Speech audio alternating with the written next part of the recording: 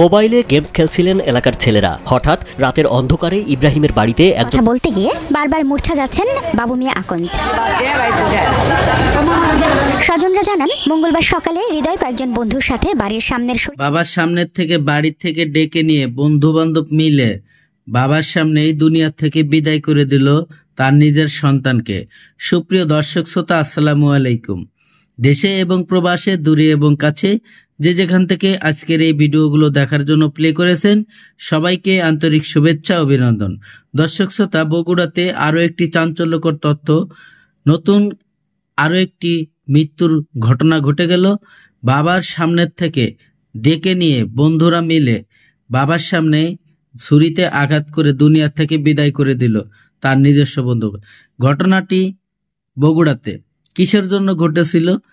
কয়েকটি টাকা পয়সার গ্যাঞ্জাম, কিছু টাকার জন্য, কিছু টাকার লেনদেনের কারণে আজকে তার জীবনটাই চলে গেল। হয়তো সে জানতো না যে আমার বন্ধুরা ডেকে নিয়ে হয়তো আমাদের বাড়ির সামনে, আমার বাবার সামনেই এই ঘটনাটি ঘটবে। সে যদি জানতো হয়তো সে যেত না।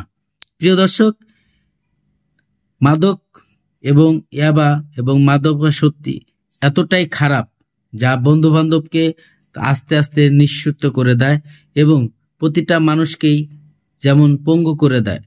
প্রিয় দর্শক, যেমন মানসিক সমস্যা করে, তেমন অর্থনৈতিক সমস্যা করে এবং মানুষের মস্তিষ্ক কোনো কাজ করতে দেয় না এই নেশা। প্রিয় দর্শক, এই নেশার জন্য, এই নেশাদ্রব্যের জন্যই হয়তো তার প্রাণটা চলে গেল জীবনের থেকে, আর হয়তো ফিরে আসবে না। প্রিয় দর্শক, এখানে পুলিশ তদন্ত করে এমন কিছু তথ্য দিল, আপনারা সেই তথ্যগুলো জানতে পারলে অবাক হয়ে যাবেন। এবং তার বাবা যখন লাশটা নিয়ে তার সদর হাসপাতালে এসেছিল বগুড়াতে, তখন সেই হসপিটালের যে ডাক্তার, কর্মগত ডাক্তার, তারা কিন্তু ধরে নাই।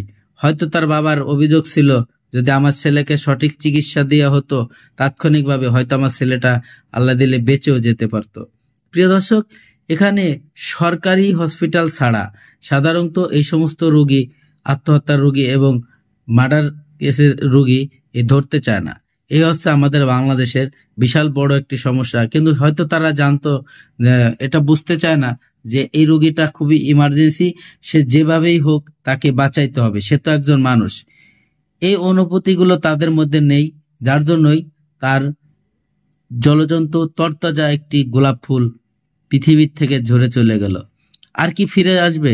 কিন্তু কি এমন ভুল ছিল তার এই দুনিয়ার থেকে বিদায় হয়ে যাওয়ার কারণ? তো বেশি কথা বাড়াবো না, চলেন সেই বগুড়ার সেই ঘটনাটি জানি এবং ভিডিওটি দেখি।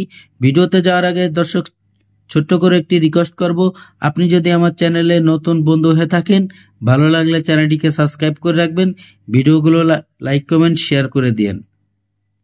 ধস্তাধস্তি শুরু করেন। এই সময় হৃদয়ের সঙ্গে থাকা বন্ধুরাই তাকে উপর্যুপরি ছুরিকাঘাত করে চলে যায়। কাছেই ছিলেন হৃদয়ের বাবা, কিন্তু তিনি ঘটনাস্থলে পৌঁছানোর আগেই সব শেষ হয়ে যায়। পরে গুরুতর আহত অবস্থায় হৃদয়কে বেসরকারি TMSS মেডিকেলে নেওয়া হয়। সেখানে অবস্থার অবনতি হলে শহীদ জিয়াউর রহমান মেডিকেল হাসপাতালে নেওয়ার পথে হৃদয় মারা যান।